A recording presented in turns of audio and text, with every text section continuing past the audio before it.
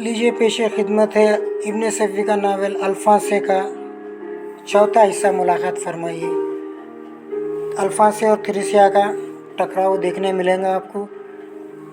और आपका बहुत बहुत शुक्रिया जो आप मेरे चैनल पर देख रहे हैं। आप लोगों का बहुत बहुत मेहरबानी, हिम्मत अफजाई का शुक्रिया जी। शुरू करते हैं अल्फांसे नावल अल्फांसे का चौथा हिस्सा। क्या तुमने इस कुंजी के लिए तलाशी ली थी? नहीं, मैं किसी ऐसी चीज़ की तलाश में था जिससे इसकी औरत पर रोशनी पड़ सके। कुंजी तो इत्तेफाकन हाथ आ गई और अपनी मेहनत बर्बाद नहीं हुई। और इस औरत के मुतालिक क्या मालूम हुआ? कुछ भी नहीं। ऐसी कोई चीज़ नहीं मिल सकी जिससे उसके बारे में कुछ मालूम होता। अब क्या इरादा है? एक बकरी का बच्चा पाल कर उसे जवान करने की कोशिश करूँगा। इमरान ने बड़ी संजीदगी से कहा। वो कुंजी मेरे हवाले कर दो, तुम्हारे फरिश्ते भी मुझसे नहीं ले सकते। तब तुम इस इमारत से भी नहीं निकल सकोगे। मैं कर्नल के घर वालों से कह दूंगी कि महकमे सुरक्षा से इसका कोई ताल्लुक नहीं है। कहकर देखो, फिर देखना तुम्हारा क्या असर होता है। ठीक इसी वक्त पर कर्नल की बीवी को इतला दूंगा कि जापानी सीखने वाली औरत यही है। वो क्या बिगाड़ेगी मेरा, बस देख लेना। जाओ कह दो, उससे मेरी तरफ से पूरी इजाज़त है। बेकार बात ना बढ़ाओ, कुंजी तुमने नहीं ले जा सकती। हो सकता देर हो जाने पर सर सुल्तान कभी होश में ना आए। इमरान ने खुश लहजे में कहा और कमरे से निकला चला गया। जूलिया भी इसके पीछे तेज़ी से कदम उठा रही थी। इमरान उससे पहले ही अपनी कार तक पहुंच गया। सर सुल्तान को 9 बजे रात तक होश नहीं आया था। फिर इमरान सिविल अस्पताल से चला आया। डॉक्टरों की राय थी कि उनके जिस्म में कोई गहरी ख्वाबावर दवाएं पहुंचाई गई हैं जिसका असर जल्द अज जल्द होता हुआ नहीं मालूम होता। लेकिन खुद उनके इल्म में कोई ऐसी ख्वाबावर दवाएं नहीं थी जिसका असर इतना देर पर साबित हो सकता। सिविल अस्पताल से कर्नल नादर के बंगले की तरफ रवाना हो गया।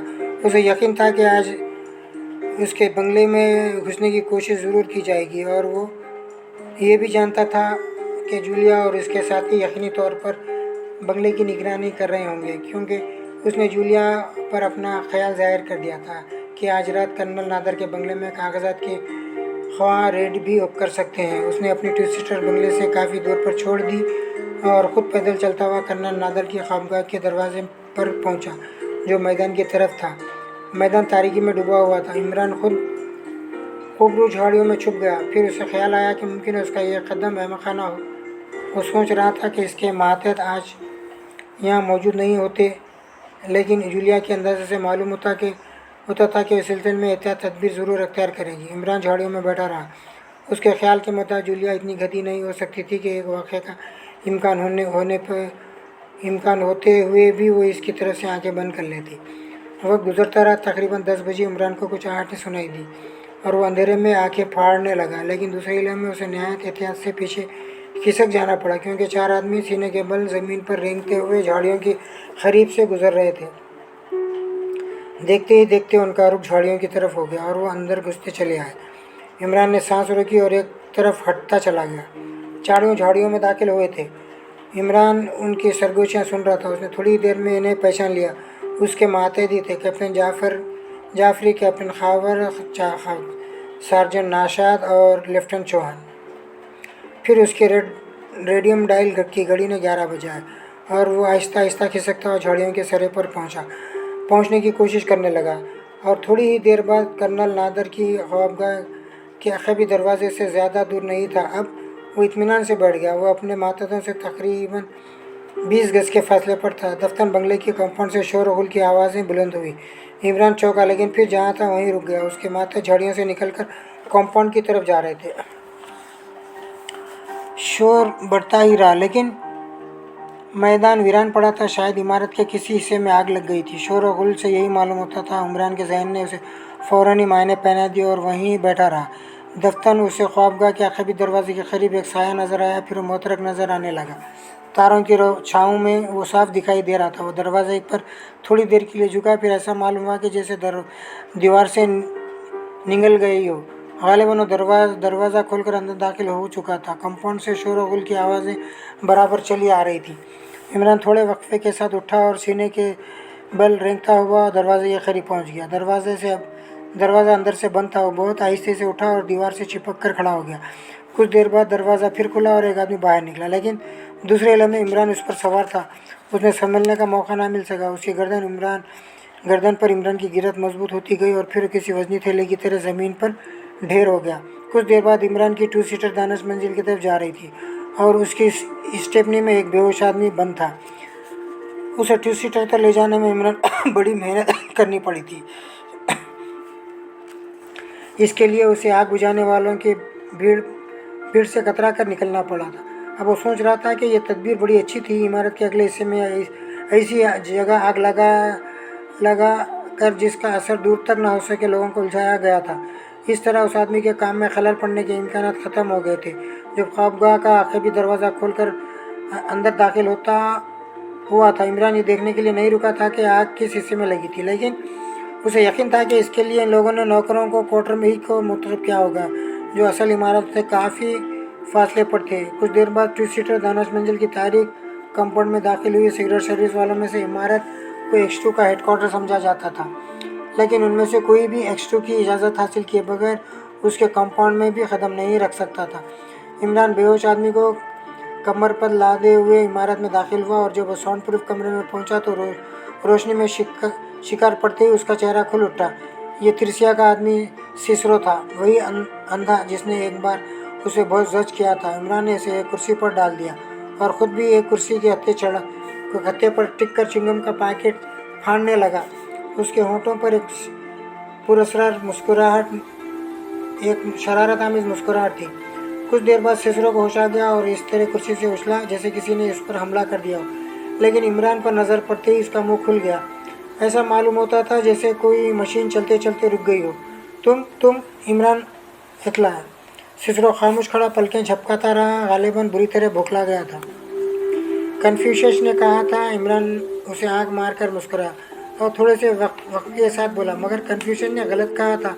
इसके बरक्स मधुबाला ने ठीक कहा था कि फिक्स टॉयलेट साबुन टिकिया चबाने से फिल्म स्टारों की रंगत निखर आती है। लक्स टॉयलेट साबुन की टिकिया चबाने से फिल्म स्टारों की रंगत निखर आती है। दफ्तर सिसरो ने इमरान पर छलांग लगाई, लेकिन नहायत इत्मीनान से सामने वाली दीवार से जा टकराया। अरे खुदा तुम्हें गारत करे। इमरान उसकी तरफ मुड़कर बोला, तुम्हारी रंगत तो ना निखरेगी हुआ, तुम सोडा कास्टिक की पूरी बाल्टी चढ़ा जाओ। तकरीबन 15 मिनट तक उछल कूद जारी रही, लेकिन सिसरो इमरान को हाथ न लगा सका। आकर वो थक कर रुक गया और किसी गधे की तरह हाँफने लगा। कन्फ्यूशियस, इमरान ने कुछ कहना चाहा। शट सिसरो हल्ला फाड़ कर धाड़ा। आहिस्ता, ज़रा आहिस्ता, इमरान ने मौसूमी सूरत बनाकर कहा, मैं कमज़ोर दिल का आदमी हूँ, मेरा हार्ट फेल भी हो सकता है। तुम किसी अखीर कीड़े की तरह फना कर दिए जाओगे। सिसरो अब हाँफता हुआ बोला, नहीं दोस्त, ऐसा ना करना। इमरान कह गया, लो ये कुंजी हाजिर है, मुझे माफ़ कर दो। इमरान ने जेब से तिजोरी की कुंजी निकाल कर इसे दिखाई। सिसरो फिर झपटा। शायद वो इस चक्कर में था कि इमरान इस बार भी झुकाई देकर अलग हट जाने की कोशिश करेगा, इसीलिए इसने अपने जहन को काफ़ी चौबंद करके हमला किया था, लेकिन वह गलती पर था।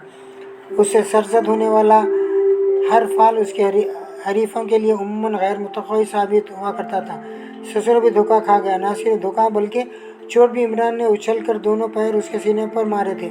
सिसरो के हलक से एक तवील करा निकली और वो बड़ी मेज से फिसलता हुआ दूसरी तरफ जा गिरा। इस बार उसका फिर फुर्तीलापन जो जवाब दे गया था, वो फ़ौरन ही ना उठ सका। माफ़ करना प्यारे, इमरान ने मखमूम लहजे में कहा, इस बार मैंने गधों की सी हरकत की। अपना दिल मेरी तरफ से साफ कर डालो, आइंदा ऐसा ना होगा, मैं तुझे मार डालूंगा। सिसरो दोनों मिट्टियाँ भींच कर कहा। कन्फ्यूशियस ने कहा था। सिसरो ने कन्फ्यूशन को गंदी सी गाली दी और फिर झपटा और इमरान ने झुककर इसके पेट पर टक्कर मारी, मगर इस बार खुद भी ना संभल सका और दोनों नीचे ऊपर फर्श पर ढेर हो गए। इमरान ने गिरते गिरते अपनी कहनियाँ उसके सीने पर टिका दी थी, इसलिए उसे सिसरो की गिरफ्त से निकल आने में कोई दुश्वारी नहीं पेश आई, वरना सिसरो ने उसके गर्दन अपने बाजू में जकड़ने की कोशिश की थी। यह टक्कर आखिरी साबित हुई और उसने सिसरो के कस बल निकाल दिए। वो उठा लेकिन खड़ा नहीं हुआ। मेज़ के पाए से टिक कर उसने आंखें बंद कर ली थी। अब बताओ प्यारे ससुरो कि महकमे खारजा का डिप्टी सेक्रेटरी कर्नल नादर कहाँ है? इमरान ने मजाक उड़ाने जैसे अंदाज में पूछा। ससुरों ने आंखें खोल दी। जो उंगलियां अंगारों की तरह दहक रही थी वो इस वक्त किसी दरिंदे से मुशाबा मालूम हो रहा था। तुम, उसने भरी हुई आवाज़ में कहा, तुम्हारे फरिश्ते भी मुझसे नहीं मालूम कर सकते। मेरे फरिश्ते तो इस वक्त पिंग पांग खेल रहे हैं होंगे, मैं मालूम करूँगा। कोशिश करो, ससुर हो रहा है। कोशिश तो बहुत बड़ी चीज़ है, तुम कोशिश के बगैर ही बता दोगी, इमरान ने बेपरवाही से कहा। फिर हल्के से खेके के साथ बोला, वहाँ आग लगाने वाली स्कीम तो बड़ी शानदार थी, मगर तुम लोग हमेशा ही भूल जाते हो कि मुकाबला इमरान जैसे बेवकूफ़ से है। तुम्हारी मौत करीब आ गई है। अल्फाज से तुम्हें बड़ी बेदर्दी से मार डालेगा, ससुरों ने कहा। तुम अल्फांसे से कम तो नहीं हो। मैं अल्फांसे के पैरों की खाक के बराबर भी नहीं हूँ, ससुरों ने कहा। तब तो मुझे अफसोस है कि मैंने एक कमतर आदमी पर हाथ उठाया, इमरान ने मकबूल लहजे में कहा। अच्छा ससुरो, अब मैं तुम्हारे लिए हाथ कभी ना इस्तेमाल करूँगा। चलो बताओ, कर्नल नादर कहाँ है? मैं किसी कर्नल को नहीं जानता। तब फिर क्या तुम मुर्गियाँ चुराने के लिए उस घर में घुसे थे? मैं किसी के घर में नहीं घुसा था, तुम झूठे हो। अच्छी बात है, ये कमरा तुम्हारा खबर बनेगा, इमरान ने कहा और दरवाजे की तरफ बढ़ गया। सिसरो उसकी तरफ झपटा और दूसरी लय में उसके पेट पर इमरान की लात पड़ी। वो पेट दबाए हुए दोहरा हो गया। मैं वादा कर चुका हूँ प्यारे सिसरो कि तुम्हारे लिए हाथ इस्तेमाल नहीं करूँगा। कमतर आदमियों से इसी तरह निमटता हूँ, इमरान ने कहा और कमरे से निकल आया। खुद का दरवाज़ा बंद होकर मुखफिल हो गया। अब वो एक कमरे एक अब वो एक ऐसे कमरे में आया जहाँ एक मेज़ पर 3 फ़ोन रखे हुए थे। इसने इसने एक पर जूलिया फ्रंट वाटर के नंबर की डायल किए। Yes sir. दूसरी तरफ से जूलिया कपाती हुई सी आवाज़ आई, मेरे सारे मातहत गधे हैं, ज़बरदस्त गलती हुई जनाब। मगर हुई क्यों? क्या उनकी मदद के बगैर आग ना बुझती? मैं नहीं कह सकती थी उनसे ये हिमाकत कैसे सरदर्द हुई। मैं तो आपके अहकामात के इंतज़ार में घर पर ही रुक गई थी। खैर, दानस मंजिल के साउंड प्रूफ कमरे में अल्फांसे का नायब ससुरो बंद है। इससे मालूम करो कि कर्नल नादर कहाँ है। ससुरो, जूलिया ने हैरत से दोहराया। हाँ, और दूसरा काम तुम इमरान से स्टेट बैंक के सेफ की कुंजी हासिल करना है। दूसरा काम बहुत मुश्किल है जनाब। क्यों? हम बस एक उसी से नहीं निपट सकते। तुम सब नालायक हो। अच्छा खैर, मैं ही देखूंगा। मगर ससुरो, आपको कहाँ मिला? कर्नल की ख्वाबगाह पर। अगर मैं सब कुछ तुम लोगों पर छोड़ दूँ तो ना मेरी चीफ ऑफिसरी कायम रह सकती है और ना ही तुम लोगों की मुलाजिमत है, इमरान ने कहा और सिलसिला मुनक़ता कर दिया। ससुरों ने अपने गिर्द खड़े हुए नकाबपोशों को खुनख्वार नज़रों से देखा, लेकिन चुपचाप बैठा रहा। सीधे खड़े हो जाओ, एक ने उससे कहा, लेकिन ससुरों ने दूसरी तरफ मुंह फेर लिया। नतीजे के तौर पर उसे एक मगज दिला देने वाला थप्पड़ बर्दाश्त करना पड़ा। लफ्ज़ बर्दाश्त मुनासिब नहीं है, क्योंकि थप्पड़ खाते ही ससुरो किसी भूखे भेड़िए की तरह भपड़ गया। ऐसा मालूम हो रहा था जैसे वह इस वक्त मौत या जिंदगी का फैसला कर देगा। एक्सटू के चारों मातहत शायद इस ख्याल में थे कि वह इसे एक खारिज ज़दा चूहे से भी कमतर पाएंगे, लिहाजा उसका ये हमला उनके लिए गैर मुतवक्की था। जितनी देर में वो संभलते ससुरो दरवाजे तक पहुंच चुका था। फिर इसने चारों पर एक कुर्सी खींच मारी। शायद वो पहले ही इमरान को दरवाज़ा खोलते देख चुका था, इसलिए इस खुदकार दरवाजे को खोलने में इसे कोई दुश्वारी पेश न आई। दूसरे इलाके में बाहर था, चारों उसके पीछे दौड़ रहे थे। वो कंपाउंड में पहुंच गया और अब उसे पा लेना यकीनन मुश्किल था, क्योंकि कंपाउंड काफ़ी कुशादा थी और इसमें जगह जगह मुख्तलिफ़ किस्म के घने बेलें और झाड़ियाँ थी। और फिर अंधेरा तो था ही। एक्सटू के माथों की बौखलाहट काबिल दी थी। अंधेरे में इधर उधर सर मारते रहे, लेकिन उनमें से किसी को भी इतनी अकल नहीं आई कि फाटक पर पहुंच जाता। कंपाउंड की दीवारें काफ़ी ऊंची थी, लिहाजा उन्हें सोचना चाहिए ताकि फ़रार के लिए वो फाटक ही को तरजीह देगा। तकरीबन आधे घंटे के सर मारने के बावजूद भी उसे न पा सके। अब क्या होगा जाफरी साहब? सार्जेंट नाशाद ने हाँफते हुए कहा। होगा क्या, सब तुम्हारी बदौलत हुआ। तुमने उसे थप्पड़ क्यों मारा था? ऐसे सुभान अल्लाह, तो क्या मैं उसे सजदा करता? नाशाद बिगड़ गया। दरअसल हमें मुगालता हुआ था, लेफ्टिनेंट चौहान ने कहा। फिर अब क्या किया जाए? कैप्टन खदर ने कहा। खा जाएगा वो, जिंदा नहीं छोड़ेगा, जाफरी बोला। कोई बहाना सोचो, नाशाद बड़बड़ाया। बहाना? खावर ने गुस्सैली आवाज़ में कहा।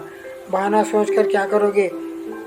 तुम्ही ने काम बिगाड़ा है। खुदा की पनाह, तुम लोग तो हाथ धो के पीछे पड़ गए हो। ये कहाँ की इंसानियत है? मारे बगैर वो कैसे बताता? वैसे अगर उसे मुठ्ठियाँ पेश करने का मिठाइयाँ पेश करने का इरादा तो पहले ही बता दिया होता। और दूसरी गलती सबसे हुई। लेफ्टिनेंट चौहान बोला, हम सब में से किसी न किसी को फाटक पर ज़रूर रहना चाहिए था। वो सब कुछ हुआ, मगर अब क्या होगा? कैप्टन जाफरी बड़बड़ाया। सुनो यार, सार्जेंट नाशाद ने हाक लगाई। अब दो ही बातें हो सकती है, या तो हम इस मुलाजिमत से सब्जा कर दिए जाएंगे या ना किए जाएंगे। लिहाजा मेरा मशवरा है कि इस वक्त किसी अच्छे से बार में बैठकर गम गलत किया जाएगा, समझे? तुम ज़रूर गम गलत करो, खावर ने गुस्सैली आवाज़ में कहा। हमारा बेड़ा तो गर्क कर ही चुके हो। यार तुम सब बड़े डरपोक हो, नाशाद ने बुरा सा मुंह बनाया। मैं तो चला, तुम लोग यहीं खड़े रात भर झक मारते रहो।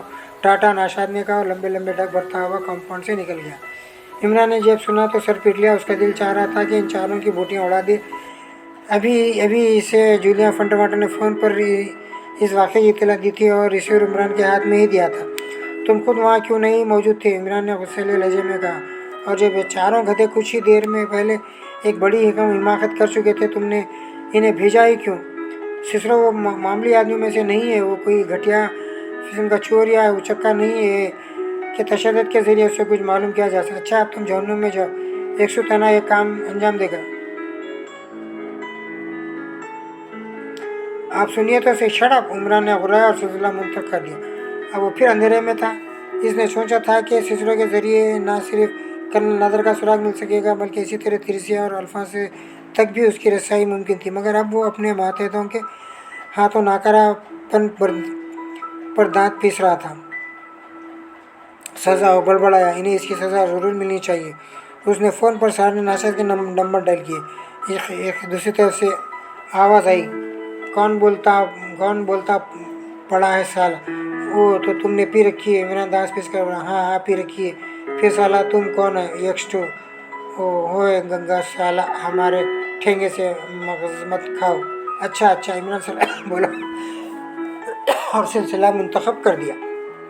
अब इसने खावर के नंबर किए, लेकिन जवाब नहीं मिला। शायद वो घर पर नहीं था। जैफरी और चौहान भी नहीं मिले। आखिर उन्होंने खुद ही इस मुहिम पर रवाना हो गया। उसे कम से कम नाशाद को तो सज़ा देनी ही थी। फिर वो तकरीबन 4 बजे घर वापस आया। उसने नाशाद के साथ जो कुछ भी बर्ताव किया था इस पर मुतमईन था। उसने दरवाज़ा बंद किया और फिर कपड़े उतारने का इरादा कर ही रहा था कि फ़ोन की घंटी बजी। अब कौन मरा? इसने बड़बड़ाते हुए फ़ोन उठाया। हेलो, कौन? इमरान ज्योतिषी से कोई औरत बोल रही थी, लेकिन इमरान आवाज़ नहीं पहचान सका। हाँ इमरान, आप कौन हैं? T3CB। हम। Hello, yes, how do you do? Okay darling, तुमने सिसरो को पकड़ा था। अगर वो मच्छरों की नस्ल से है तो यकीनन पकड़ा गया होगा, क्योंकि मैंने 9 बजे से फ्लेट की पिचकारी लिए बैठा हूँ। मेरा ख्याल है कि अगर मच्छर ना हो तो आशाक भी गहरी नींद सो सकते हैं। अहमकों के चचा, तुम बहुत जल्द गर्क होने वाले हो। भतीजों को फ़ायदा पहुँचेगा, क्योंकि करोड़ों का बैंक बैलेंस छोड़ने का इरादा है। आजकल तुमसे सूजी नामी एक लड़की मिल रही है, उससे होशियार रहो। कर्नल नादर कहाँ है डार्लिंग? इमरान ने बड़े प्यार से पूछा। ये नहीं बता सकती, क्योंकि वो पार्टी के मुफाद का मामला है। तो फिर मुझ पर इतना करम क्यों है? तुम्हारी मौत से पार्टी को कोई फ़ायदा ना पहुँचेगा, इसलिए मैं इसे फजूल समझती हूँ। हाय, तुम मुझे फजूल समझती हो? तुम्हें नहीं, तुम्हारी मौत को। लेकिन अगर तुम्हारा बस चले तो मेरी हथकड़ियाँ लगा दो। हरगज़ नहीं स्वीटी, तुम कैसी बातें कर रही हो? मैं तो तुम पर जान छिड़कता हूँ, मगर चटकना नहीं, लाहौल वाला वो छिड़कना। मैं तुम पर जान छिड़कता हूँ। कर्नल नादर कहाँ है? तुम मक्कार हो इमरान, तुम्हारी किसी बात पर एतमाद नहीं किया जा सकता। तुम अपना मकसद हासिल करने के लिए सब कुछ कर सकते हो। तुम में जमालियाती बिल्कुल नहीं है। मैं बज़ात खुद जमालियाती हूँ, क्योंकि मेरे दादा का नाम जमाल अहमद जमाली था। बस मुझे इतना ही कहना था कि सूजी से होशियार रहना। त्रिसिया की आवाज़ में बेजारी थी और वो फिर दूसरी तरफ से सिलसिला मुंतखब कर दिया। जी, यहाँ पर ख़त्म कर रोक रहा हूँ। नेक्स्ट पार्ट आपको 5वां पार्ट इसके बाद में शुरू होगा। 5वां पार्ट में आगे कहानी को मुलाकात फरमाइए।